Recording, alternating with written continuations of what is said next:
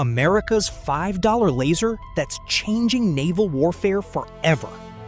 Somewhere in the Atlantic Ocean, a massive warship just quietly received one of the most significant weapons upgrades in modern naval history. Not a new missile, not a bigger gun, a laser. One that costs less than a cup of coffee to fire and never, ever runs out of ammunition. And the enemies who've been flooding the seas with cheap killer drones, they have no idea what's about to hit them. America runs 11 aircraft carriers. Every other country on Earth combined operates fewer. These aren't just ships, they're mobile air bases, each one capable of launching full combat operations from anywhere on the planet, thousands of miles from American soil. They've been the backbone of US military dominance for decades, untouchable, unmatched. But something changed. A new threat emerged, not from a rival superpower's navy, not from advanced fighter jets or ballistic missiles. It came from something far cheaper, far simpler, and far more dangerous than anyone in Washington wanted to admit. And it came in swarms. October 2023, a billion-dollar American warship is cutting through the Red Sea when its radar screen suddenly fills up. The crew stares at the display.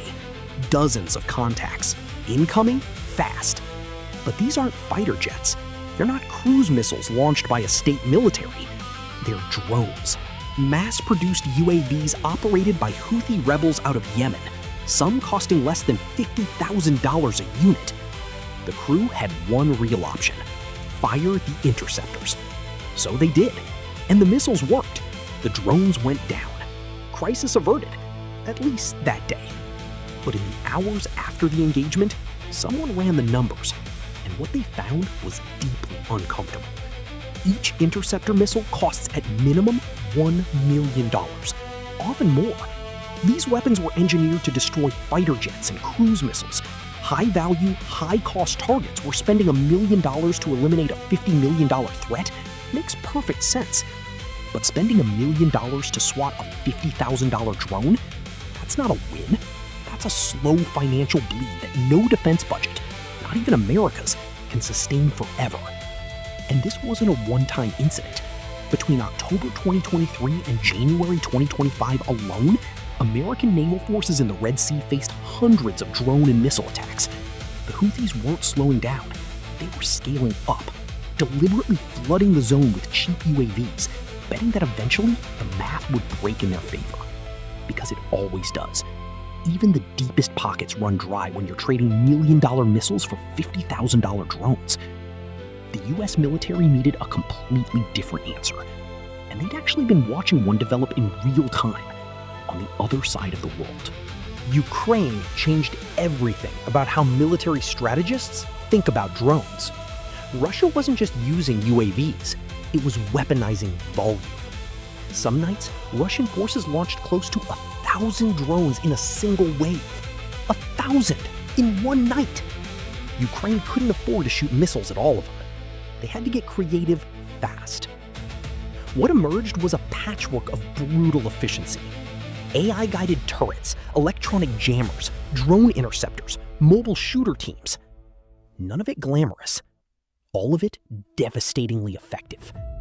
And the Pentagon was watching every engagement with intense interest, studying the data, identifying what worked, cataloging what failed, and quietly asking one question: how do we build something better? On April 20th, 2026, defense outlet The War Zone broke a story that sent ripples through the military community.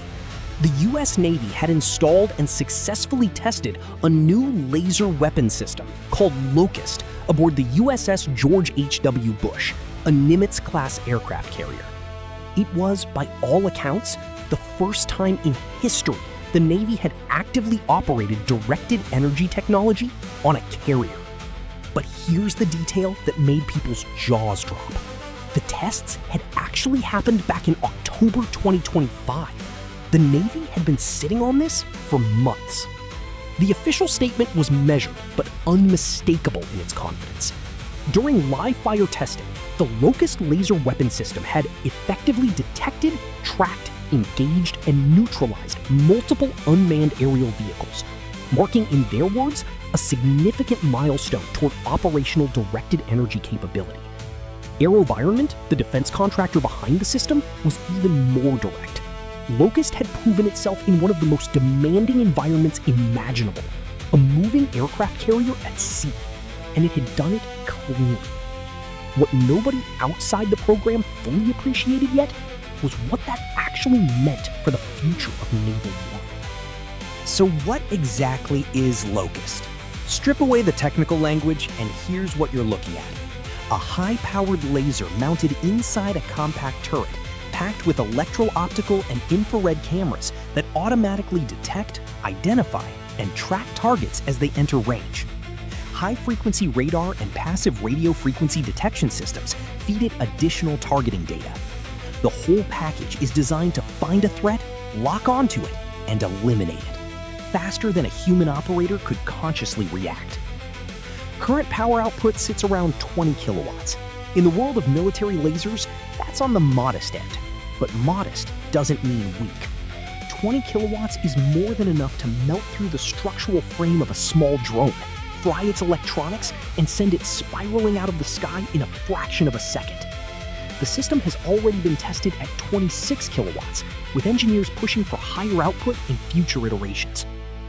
And then there's the number that makes every defense budget analyst in Washington smile: the cost per engagement. According to AeroVironment, firing Locust costs approximately $5. Not $5 per magazine, not $5 per burst, $5 per shot. Against a threat that costs $50,000. That's not just cost effective, that's a fundamental rewriting of the economics of naval defense. But the cost advantage is only half the story. The other half is even more important. Locust doesn't run out. That sounds simple. It's actually revolutionary. Every conventional weapon system on a warship, missiles, guns, close-in weapon systems, has a finite magazine. When it's empty, it's empty. In a sustained engagement against a large drone swarm, a traditional defense system bleeds expensive ammunition with every single trigger pull. At some point, the ship is naked. A laser, as long as it has electrical power and sufficient cooling, keeps firing indefinitely. No reloads, no resupply, no anxious radio calls asking when the next ammunition ship is arriving. Against an enemy deliberately trying to exhaust your defenses through volume, that's not just an advantage, it's a game changer.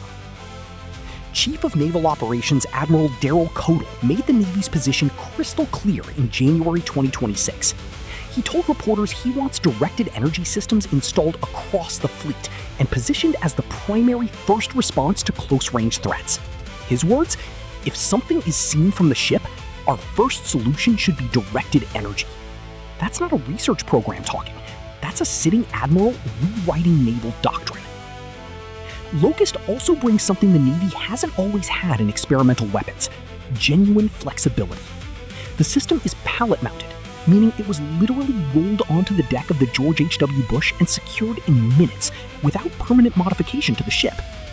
It's already been mounted on Army Joint Light Tactical Vehicles and Infantry Squad vehicles. The Marine Corps has flagged interest in a vehicle-mounted version. One system deployable nearly anywhere, land, sea, or mobile platform, at a moment's notice. But for all of its promise, Locust is not perfect, and the people developing it are the first to say so. The most significant limitation is straightforward: one laser, one target. At any given moment, Locust can only engage a single drone. Against a swarm of 50 or 100 UAVs arriving simultaneously, even a fast system needs time to lock, neutralize, reacquire, lock again, neutralize again. In a worst-case saturation attack, the exact scenario adversaries are designing for, those fractions of seconds start to matter. Range is another constraint. Laser beams spread as they travel. The further from the source, the lower the energy density at the point of impact, which means reduced effectiveness. The atmosphere compounds this, absorbing and scattering light over distance. Exactly how close a target needs to be for Locust to reliably eliminate it remains classified, but there are real limits. Weather makes it worse. Rain, fog, smoke, and dust all interfere with laser performance. In a naval environment, where weather is unpredictable and conditions can change within minutes, this is a genuine operational concern, not a theoretical one. And salt air, the unavoidable reality of life at sea, raises hard questions about the long-term durability of the precision optical components these systems depend on. None of these are deal breakers. They're engineering problems. Difficult ones, but the kind that the world's best-funded military research apparatus tends to eventually solve. The question is timing. Because Locust is just the beginning. The US Navy is quietly building an entire architecture of directed energy weapons, and what's coming next is on a completely different scale. HELIOS, the high-energy laser with integrated optical dazzler and surveillance system, outputs 60 kilowatts, 3 times the power of Locust, and has already been tested on the USS Preble. It doesn't just burn targets, it can blind them, frying sensors and cameras before the kill shot arrives. In testing, it proved highly effective against UAVs. And like Locust, its operational cost is essentially 0 per engagement. Then there's Songbird. Announced in June 2025, it's a program targeting a staggering 400 kilowatts of output power, 20 times more powerful than Locust, 7 times more powerful than HELIOS. At that level, you're not just swatting drones, you're threatening cruise missiles, fast attack boats, and potentially much larger targets. Calling it a leap forward would be an understatement. On the interceptor side, the picture is evolving just as fast. In March 2025, 3 Arleigh Burke destroyers operating within the USS Gerald Ford Carrier Strike Group were spotted launching a new kind of weapon from their tubes. Not missiles, drones. Specifically, Raytheon's Coyote Block 2 and Anduril's Roadrunner M, both purpose-built anti-drone interceptors. The Coyote hits 370 miles per hour, carries a fragmentation warhead with a proximity fuse, and detonates close enough to a target drone to shred it. Effective, expendable, at a fraction of the cost of a conventional interceptor missile. Roadrunner is something else entirely. Twin turbojet engines, AI-guided targeting, the ability to hunt autonomously or under human control. And if it doesn't find a target in time, it returns to base, lands, refuels, and launches again. Reusable, persistent. At $500,000, it isn't cheap, but against $1 million interceptor missile that you fire once and it's gone, the math favors Roadrunner every single time. Step back and look at all of this together, and something remarkable comes into focus. The US Navy isn't just adding new weapons to old ships, it's rebuilding the fundamental logic of how naval defense works. For generations, the equation was simple. More missiles, bigger warheads, higher kill probability. Winning meant having more destructive power than your enemy. That logic still holds in some contexts. But against an adversary who's figured out that the cheapest path to victory is exhausting your defenses through sheer volume, through waves of $50 drones and expendable UAVs launched by the hundreds, raw firepower isn't the answer. Efficiency is. The $5 laser shot, the returnable interceptor that hunts again tomorrow, the deck-mounted system that rolls on in minutes and never asks to be reloaded. These aren't just better weapons, they're a different philosophy. One built for a world where the most dangerous thing your enemy can do isn't hit you once very hard, but hit you 1,000 times very cheaply. The Houthis understood that. Russia understood that. China is building toward it at scale. And now, on the deck of the USS George H.W. Bush, the US Navy is making clear that it understands it too. The next war at sea won't be decided by who has the biggest missile. It'll be decided by who never runs out of answers. And right now, America just made sure that answer costs $5.